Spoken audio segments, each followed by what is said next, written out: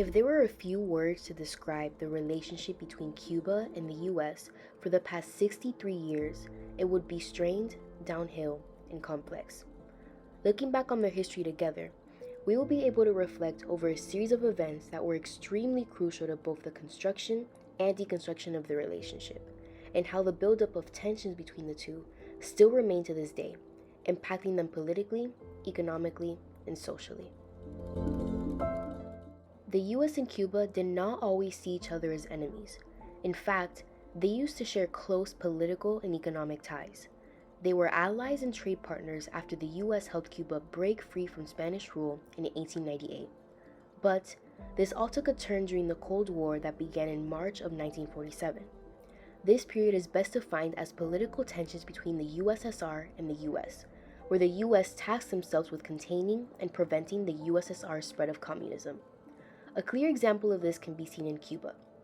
Cuba was a key player to the brutal face-off between the two players, especially when a man by the name of Fidel Castro became the spark to a never-ending flame. His rise as the ruler of Cuba in 1959 was one of the main causes of the failed relationship between them and the US. With his ascent to power came the beginning of the Cuban Revolution and the establishment of a socialist state. Historians usually note this event as the beginning of the end of US control over Cuba. As a result, there were many major historical events that followed during and post-revolution where the US kept pushing for control over Cuba, but it only led for them to grow further apart. To give a brief timeline of said events and their impact, the US's first attempt to regain control was during the Bay of Pigs invasion of 1961, where CIA-sponsored Cuban exiles planned to overthrow Fidel Castro, but failed. A little less than a year later, the US imposed an embargo on Cuba that prohibited all of their trade, negatively impacting their economy. And a few months after this imposition occurred one of the most notable events during the Cold War, the Cuban Missile Crisis.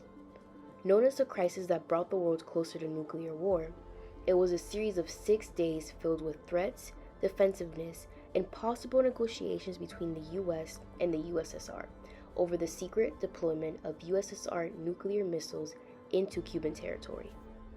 Although it ended in an agreement to negotiate, we need to realize that in the midst of all of these events, the ongoing conflict between the US, USSR, and Cuba affected the people residing in Cuba in many different ways.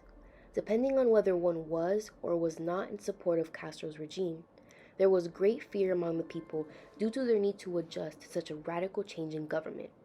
To handle this fear, the president of the US at the time, Lyndon B. Johnson, announced in 1966 that he would open US borders to all Cubans as refugees, meaning people who flee for their home country from war, violence, or conflict. Cold War-era refugees were used as a political and social weapon against Cuba to display to the world that even their own people don't want to live within their country. The US soon realized that the more they migrated to the US, the more they would vote supporting US society and against Cuban dictatorship. However, we need to take a look at multiple perspectives on the sudden migration of Cuban refugees to the US. Yes, it has shaped the country of Cuba, but it has also affected a US state that is only 90 miles away at its furthest point, Miami. Miami quickly became a natural magnet for Cuban refugees, in part for their incredibly close location. However, just because the US government granted them the right to migrate and desire for assimilation, the same reaction and motives did not apply for the people that lived in Miami prior to the movement.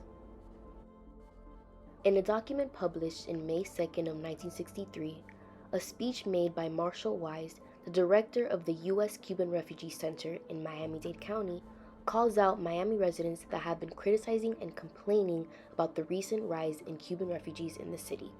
He says, "I am not here to plead the special cause of the Cuban refugee, or to defend those who are defenseless. I bring you facts, not fiction, which I hope will enable you to decide whether their cause is a just one or is it a serving of your understanding and active support."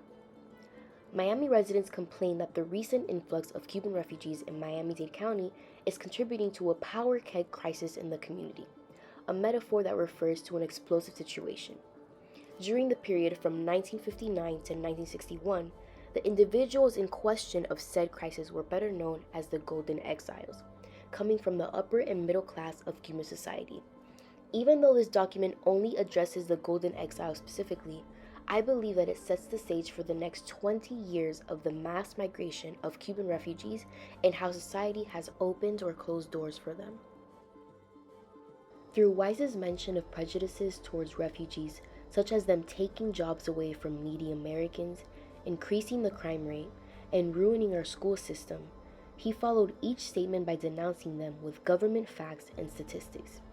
We can reflect on how this led the U.S. government to establish a Cuban refugee program, which was created to provide funds for housing, educational programs, employment, food, and healthcare.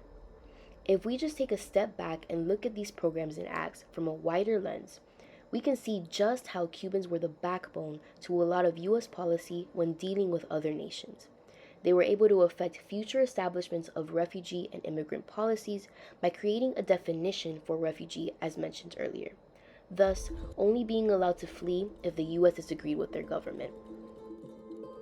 We have now learned about the long history between the U.S. and Cuba together, one where they started as allies, then turned into enemies over a period of 60 years. It's important to analyze documents and historical events as pieces that serve as a lens to the past, viewing all aspects and opinions through different perspectives. And even though the history of relations between the Cuba and US is a complicated history, I hope to have provided you with knowledge that can be applied and compared to other known migrants and refugees across Latin American and Caribbean countries.